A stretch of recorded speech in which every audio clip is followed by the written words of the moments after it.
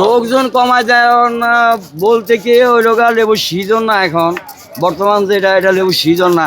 এখন আমরা তো বলি কি লেবুর দাম বেশি কেন গাছে না ধরলে আমরা কিনতে কম করি দাম কমার কারণ কি আপনিও মুসলমান আমি মুসলমান আপনি যাচাই করেন লেবু বাগানে যান দেখেন দাম কম কিনা বেশি এখন আমি এখানে এই যে আইসি 11টা বাজে আমি হয়তো বেড়াও কিনে 8 টাকা আমি হয়তো কিনে এনেছি 6 টাকা না এই গাছে আপনি ফল ধরাবেন কেন এই গাছে তো সিজন ছাড়া ফল ধরবো কেন এখন সিজন না লেবুর ফল ধরবো কোথায় এখন লেবুর দাম কমছে স্বাভাবিক দাম আছে ডজন বেশি 80 টাকা 100 টাকা 90 টাকা 110 টাকা 120 টাকা 130 টাকা হ্যাঁ প্রথম রমজানের দিকে কেমন ছিল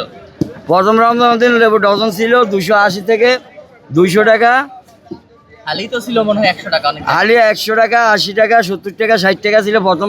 রমজানের আগের দিন রমজানের দ্বিতীয় রমজানের আগের দিন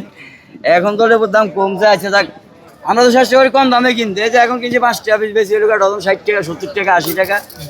আবার একটা আছে 6 টাকা পিস কিনে এটা হলো 72 টাকা ডজন কিনে এটা বেশি 90 টাকা ডজন 100 টাকা ডজন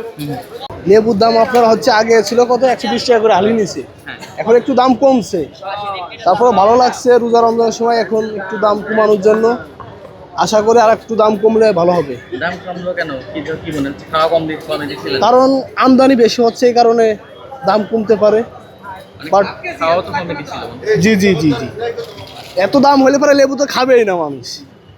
এখন কমানোর জন্য লেবু আর কি খাচ্ছে সবাই আর রোজার জন্য লেবু খুব ভালো ভিটামিন সি লেবুতে ঠিক আছে কমে কিনলেন কয় টাকা কমে হালিতে এখন আপনার 30 টাকা কমে কিনছি হালিতে হালিতে